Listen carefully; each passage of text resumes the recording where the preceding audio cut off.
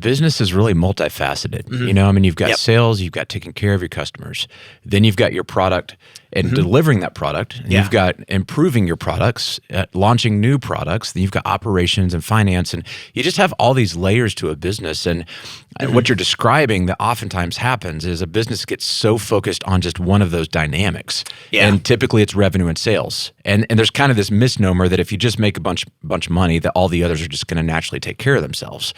But you can grow so aggressively, or you can make so many sales that you've log jammed the operations to be able to produce on what you promised the customer when you took their money. And then you're screwed from a PR standpoint. You've broken trust. Which we've done. This has been a learning process. I have hyped products with marketing that then took 8 months to come out, 6 months, longer than we thought, because things happen, things come up. Or I talk about a product we don't actually have stocked, and then inventory's like, hey, we didn't actually have that thing that we just took photos of and people want. I've never done that. And let's sell it, and then we'll build it, and then it'll all be fine.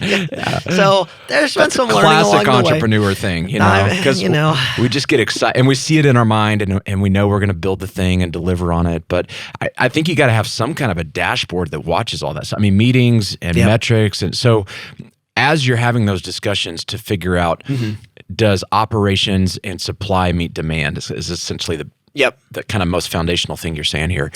How are you guys monitoring that? What metrics are you looking at? What filters are you using to make those decisions? So a lot of it, and we do this on our Wednesday meeting, but then I'll do it outside of that. So I'll run over to procurement and say, hey, this vendor, because we retail, and what makes the company interesting is we manufacture products in-house. We have some companies manufacture for us, our own label, our own logoed, products that we design. But then we also sell for other companies that produce their product. So we have interesting quality control considerations. We can quality control the stuff we make in-house. We quality control the stuff that comes in that's ours that we get made somewhere else. Some products we order from companies we have to quality control, or we just hope that their quality control is good and that they're good to go. And then our customer service handles issues with them and forwards them on. So I'm having to grab data for our retail stuff. What's in stock? Can we get stock? And 2020 obviously kind of screwed with everything, with inventory and demand through the roof of our products, of other companies' products that we relied on. It was actually kind of funny because we actually started getting more, serious on our vendor dealer requirements. Because vendors, when you go to them, they have their own requirements. You got to do this much money, buy-in, blah, blah, blah, and here's what you have to do. Well, now we have our own, which is like, you have to be able to get us this amount of product, or we're not even carrying your product. We need this kind of packaging, or we're not even going to carry your product. So we actually are having to institute some policies so that we can effectively sell this product. Dude, that's such a big thing. And I want you to say more about this, because business owners forget your vendors work for you. That is correct. They do. And you got to set the terms. I mean, you don't want to abuse your vendors, but they're kind of like employees, because if they don't deliver on what they said, you can't take care of your customers.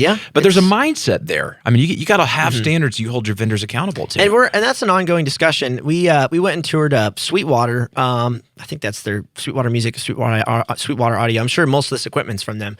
Big facility, awesome people. And they walked us through their requirements for vendors. And it's very much the same thing. And we got advice from them. That was something we were getting to, because we had vendors that were taking advantage of us. Because here's what happens. We get product from a vendor we like. I send it through our marketing engine, which is pretty big. People like the product. People then go straight to the vendor to buy the product from them. Vendor decides they don't need to ship us product because they're taking a 40% cut, sending it to us, because then we have to have our markup. So they just keep restocking their own website while we're marketing their product for them before they send product to us 11 months later, 6 months later, 5 months later, whatever it is. So a lot of this is learning as we go. We've had vendors take advantage of us because they know we're marketing to them for free. Some vendors actually will have requirements in their policies, which is every month we don't have inventory, you pay us a marketing fee, because we're still marketing your product using our engine, which is probably something we're going to start instituting soon. Because our marketing engine, people know that, like, when we talk about a product, people buy the product. We would prefer they buy it from our website, as long as we have inventory. So what did you do, like, when that happened, and you're marketing their stuff, and they're stocking on their side, and they're not shipping you this stuff and the markup and everything? It's a unique experience. I'll just but what's that conversation like? You're fired? We're done? Or, I mean, one of my biggest problems is I'm too nice. So no conversation happened.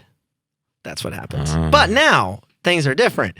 But a lot of it is the conversation just didn't happen because I was like, I still want to sell their stuff. I like their stuff. We hope to get their stuff soon. Please send us the stuff that we've put POs out for a year. We're going to keep marketing your stuff because we like your stuff. But being nice, it doesn't always work. Unfortunately, it would be easier if it did. It doesn't. So one of our problems is we've been very nice to vendors in the past at the expense of our own people and at the expense of our own customers who have faith that, if we put up a product listing for a product, we are essentially making a promise to our customers, we will sell this thing. Now, we don't tell them when, how often, how many, but they expect the thing will be there at some point. Well, I think it's a normal thing, especially if you like people. Yeah. To want to be nice. But the misnomer is that the opposite of nice means you have to be nasty and mean and crude. Right. And I think the learning for all of us, you got to be firm. You can still be professional. But exactly. You have to have standards and hold them accountable. Yep. And so we're getting better at that. It's a learning process, like I said. We're still developing our standards for vendors, what we can actually ask, what is reasonable, for vendors to do for us. It's different with every vendor. Now that we're putting in POs for the year, so they have an expectation of how much revenue we're giving them for the year, which last year we weren't able to do because it was 2020. We learned a lot.